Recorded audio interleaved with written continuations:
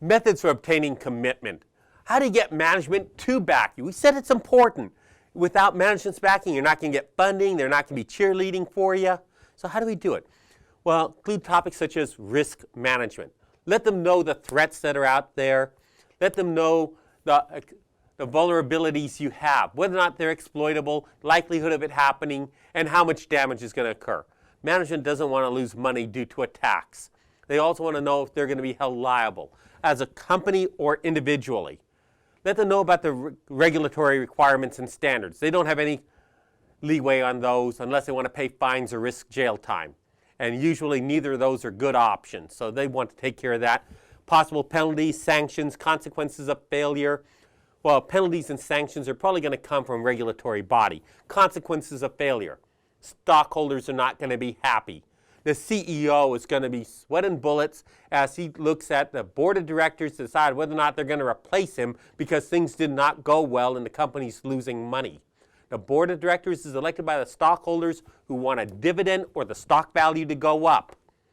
If the CEO cannot run a ship that does that for them, the board will replace them. That's one of the consequences. And if the CEO is replaced, the rest of executive management, their time may be short as well.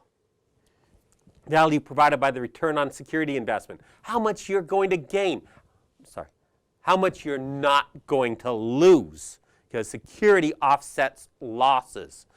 So at the end of the day, instead of having $1,000, you're going to have $1,400 because you offset $400 more in losses than you just spent. So that's a net plus. You didn't make more money. You still made the same amount, but you got to keep more of it because you didn't lose as much. Value provided in return on security investment, just did that. Costs and constraints. How much does it cost to implement security? Management doesn't want to spend more than they're going to benefit. Also, they have to make it fit within the culture of the organization. When I think of culture and things not working, biometrics come to my mind. Now, I'm generally okay with a fingerprint scanner for logging on, things like that, door access. That doesn't bother me too much. But I think back to my parents' generation. The only people who were fingerprinted were people going in the military, people working in securities firms, financial securities, and criminals. Well, I don't think I'm working in the military at the company. It's not a securities firm, so we're being treated like criminals. That doesn't always go over real well. Now, most of us have gotten used to fingerprints. How about a retina scan? Your eyeball, the back of your eyeball being red, the blood vessel patterns, with a light that's a bright red that looks ominously like a laser, and all you can think about is your eyeball being fried as you're being scanned, even though they tell us it's safe. Jury's a little out on that. There's been a few studies, but overall, it doesn't really look like it's damaging, but it's one of those things that's disconcerting. And if you're okay with that, let's take it to the next step. How about they just draw your blood and do a DNA scan to make sure you're really you? That to me is too far. I can't go that far.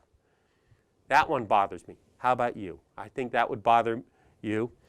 So that's a constraint. You got to make it fit within the culture. You got to make it fit within budget. You got to make it fit within your skills.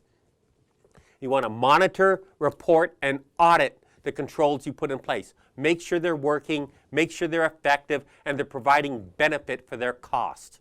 It has to be a positive benefit to show a return on investment that is fiscally sound.